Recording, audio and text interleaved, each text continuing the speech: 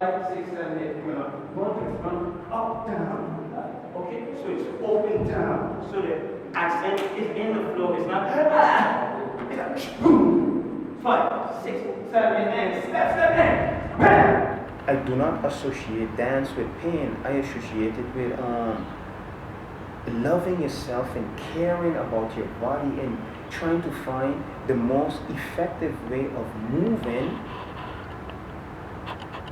with taking care of yourself. So about a certain energy, your breath is helping you also move. So for me, being organic in movement is making it simpler and constantly learning. And I'm privileged to be able to teach. A lot of teachers get students to move and them believing in themselves, and then they realize I can do this. And then when it's not only moving and doing exercise, but then you start to enjoy and you just, this like, oh, for me that's dancing. When I say run, you gotta run. Run, nigga, run. Run, Forrest, run. Okay? 5.